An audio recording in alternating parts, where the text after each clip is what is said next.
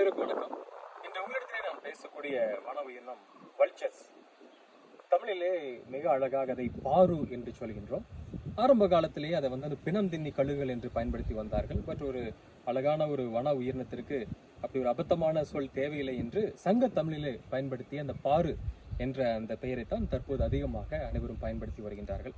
பொதுவாக உலகம் முழுவதுமையாக ஒரு 23 வகையான அந்த பாருக்கள் இருக்கின்றன. இந்தியாவிலே ஒரு 9 வகையான பாருக்களை நாம் பார்க்க முடியும். நம் தமிழகத்தை பார்க்கின்ற போது ஒரு அதிகமாக 4 வகையான வல்ச்சர்ஸ், 4 வகையான அந்த பாருக்களை பார்க்க முடிகின்றது. அது மிக அதிகமாக நம் சத்தியமங்கலம் புலிகள் காப்பகம் மற்றும் முதுமலை புலிகள் காப்பகத்திலே அதிகமாக அதை பார்க்க முடியும். அதிலும் மிகவும் குறிப்பாக பவானி சாகர் பகுதியிலே ஒட்டியுள்ள இந்த மாயார் பள்ளத்தாக்கிலே இந்த பார்க்களை நாம் பார்க்க முடியும். தமிழகத்திலே இருக்கக்கூடிய அந்த 4 வகையான பார்கள் என்னவென்று பார்த்தால், முதலில் வந்து வெண்முதுகு பார் என்று சொல்வார்கள். அதாவது ஒயிட் ரம்ப் வல்ச்சர். அதனுடைய முதுகு பகுதியிலே வெண்மை நிறம் இருப்பதால் அதை வெண்முதுகு பார் என்று சொல்வார்கள். இரண்டாவதாக லாங் பில்ட் வல்ச்சர் என்று சொல்வார்கள். அதனுடைய கழுத்து பகுதியானது கருமை நிறம் கொண்டிருப்பதால் அதனை வந்து கருங்கழுத்து பாரு என்று சொல்வார்கள். மூன்றாவதாக ரெட் ஹெட்டர் வல்ச்சர் என்று சொல்வார்கள். அதனுடைய முகமானது சிவப்பு நிறம் கொண்டதாக இருக்கும், அதனால் அதை தமிழிலே செம்முகப்பாறு என்று சொல்வார்கள். நான்காவதாக எகிப்சியன் வல்ச்சர். இதனுடைய முகப்பகுதியானது சற்றே மஞ்சள் நிறம் கொண்டதாக இருக்கும், அதனால் இதை மஞ்சள் முகப்பார் என்று சொல்கிறார்கள். இந்த 4 வகையான பாருக்களை நம்முடைய சத்தியமங்கலம் பகுதியில் அதிகமாக பார்க்க முடியும். எகிப்சியன் வல்ச்சர் என்று சொல்லக்கூடிய அந்த மஞ்சள் முகப்பாரு மிக அதிகமாக பார்க்க முடியாது. மற்ற 3 வகையான பாருக்களை நாம் அதிகமாக இங்கு பார்க்க முடியும்.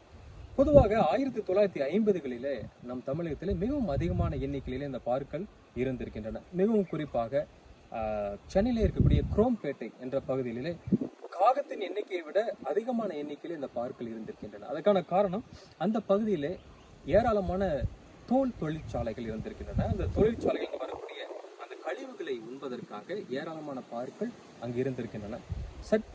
தற்சமயமாக அந்த தொழிற்சாலைகளிலிருந்து வெளிவரக்கூடிய கழிவுகளை கூட நம்ம கோழி பண்ணைக்காக நாம் எடுத்துச் செல்கின்றோம். இந்த கழிவுகளினுடைய வரத்து குறைந்து விட்டு, அதனால் அங்கு பார்க்களுடைய எண்ணிக்கையும் குறைந்தது என்று சொல்லலாம்.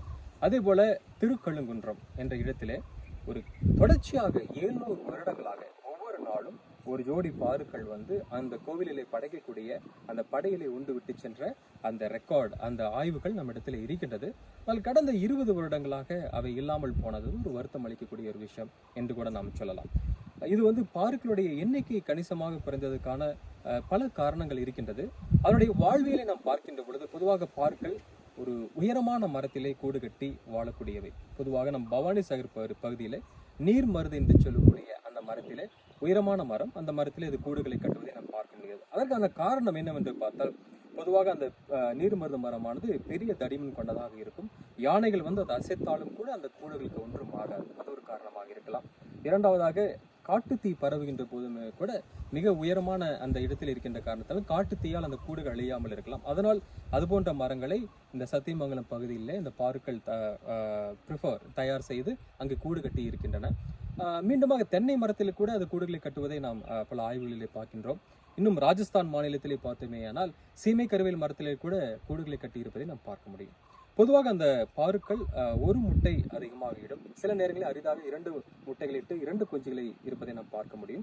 ஒரு குஞ்சு ஆனது ஆரம்ப நிலையிலே 3 கிலோ அளவு எடை கொண்டதாக இருக்கும். அதை தாங்கக்கூடிய அளவிலே அந்த கூடுகளை மிகவும் வலிமை கொண்டதாக அது கட்டுவதை நாம் பார்க்கின்றோம்.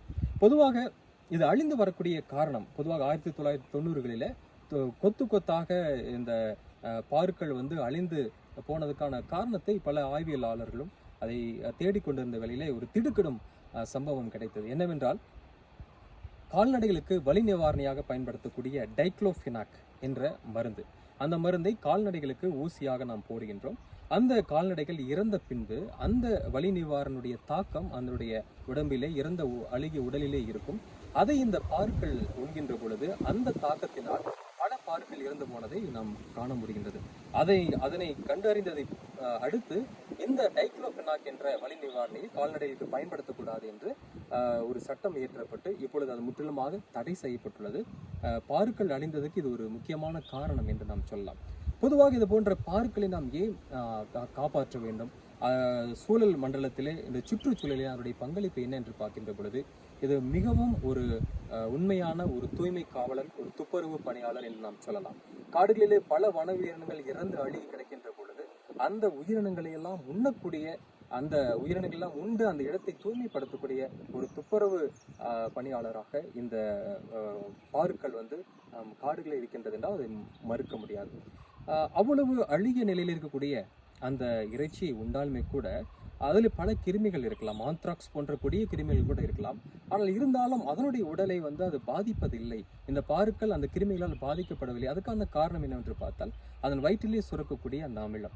அந்த அமிலத்தினுடைய pH அளவு என்று பார்த்தால் 1 முதல் 2 இருக்கும். அந்த ஸ்ட்ராங் ஆசிட், அந்த தீர்க்கம் கொண்ட அந்த அமிலம் இருக்கின்ற காரணத்தில் எந்த விதமான கிருமிகள் அதனுடைய உடலுக்குள்ளே சென்றாலுமே கூட அதுக்கு எந்த விதமான பாதிப்பையும் ஏற்படுத்துவது இல்லை. இதனால் இந்த ஒரு காற்றின் மூலமாகவோ வேறு எந்த மூலமாகவோ அந்த நோயானது மற்ற வன உயிரினங்களுக்கோ இல்லை காட்டிலிருந்து மனித சமுதாயத்துக்கோ பல நோய்கள் பரவாமல் தடுக்கும் மிக முக்கியமான வேலையை இந்த பாருக்கள் செய்கின்றது. அதை நாம் போற்றப்பட வேண்டிய, பாதுகாக்கப்பட வேண்டிய மிகவும் முக்கியமான ஒரு பறவை. ஈரோடு மாவட்டத்திலே கோபிச்செட்டிப்பாளையத்தில் இருக்கக்கூடிய கலை மற்றும் அறிவியல் கல்லூரியில் இந்த பாருக்களுடைய வாழ்வியலை பற்றி மிக ஒரு அழகான கருத்து விளக்க மையத்தை தயாரித்துக் கொண்டிருக்கிறார்கள் அரசு சார்பாக. உங்கள் குழந்தைகளுக்கு இதை பற்றியான வாழ்வியலை சொல்லித்தர வேண்டும் என்று சொன்னால் நீங்கள் அங்கே அழைத்துச் செல்லலாம். அதே போல சத்தியமங்கலம் புலிகள் காப்பகத்தினுடைய பவானி சார் பகுதியில் இதை தொடர்ந்து ஆய்வுகள் நடத்த ரெஸ்கியூ சென்டர் போன்ற விஷயங்களை அமைப்பதற்காகவும் வனத்துறையானது முயற்சித்துக் கொண்டிருக்கின்றது. முழுமையாக அந்த பறவையினுடைய பாருவினுடைய முக்கியத்துவத்தை துறையானது அறிந்து அதற்காக செயல்பட்டு வருகிறது. இந்த நேரத்தில் மக்களும் நீங்களும் அதை உணர்ந்து கொள்ள வேண்டும். அதனுடைய பாதுகாப்பில் வனத்துறையோடு இணைந்து செயல்பட வேண்டும். நன்றி.